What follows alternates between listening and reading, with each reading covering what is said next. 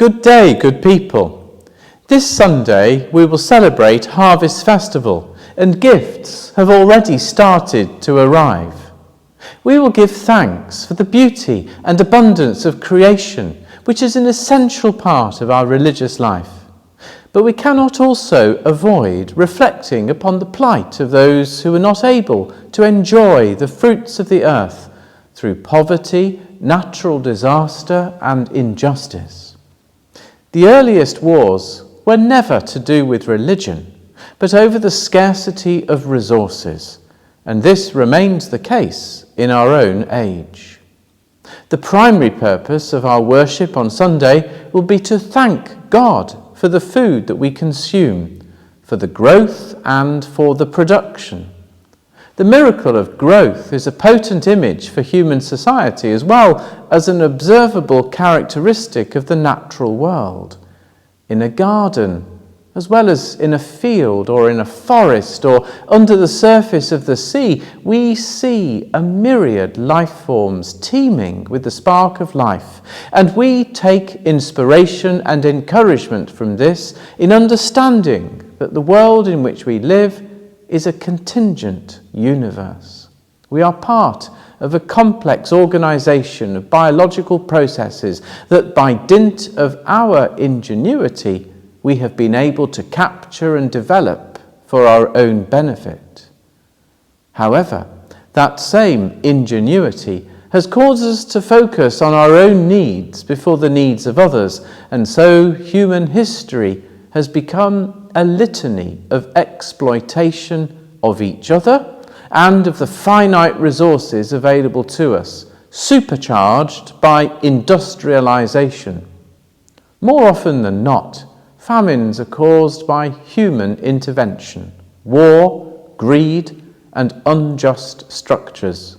In our own generation, we need to add the consequences of global warming and the way in which pollution and extreme weather events are making the conditions for farming and fishing less and less sustainable. This is why the church's share in the task of praying and working for an end to hunger and to reduce the pollutants that cause global warming. What we do, what we can.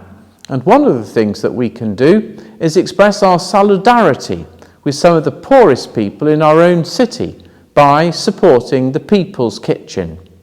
Founded by Alison Kay, a member of St Gabriel's Church in Heaton in 1985, the People's Kitchen aims to make life on the streets a little easier by sharing hot meals and packages of clothing, toiletries, food, mobile phones and sleeping bags. They work with other local services to enable people to move off the streets and then provide food, furniture and bedding to those clients whom they call friends as they move into their first home. They also offer friendship and professional services to improve mental well-being. Please bring your gifts of food to church on Sunday, or drop them off at the vicarage over the weekend if you're not going to be able to come to church on Sunday. Meanwhile, the task of reducing CO2 emissions remains, and work continues behind the scenes on the PCC to draw up a scheme for replacing the church windows with double glazing, which will improve insulation and prevent loss of heat. As we enter the colder months, we will again aim not to use the church heating more than necessary. So I encourage you to dress appropriately for church. Wear layers, and it's okay to wear woolly hats if that helps you stay warm. We will provide blankets on the pews for extra layer. In addition, I shared with the PCC this week that the bishop's staff have given me permission for a sabbatical break, during which I will be deepening my knowledge of environmental theology and seeking inspiration for leading our parish into the next phase of my ministry. To strive to safeguard the integrity of creation and sustain and renew the life of the earth is one of the 5 marks of mission, and I believe that doing this acts as a witness in our community, contributes to the well-being of the planet, and honours God, who is the creator and source of all life.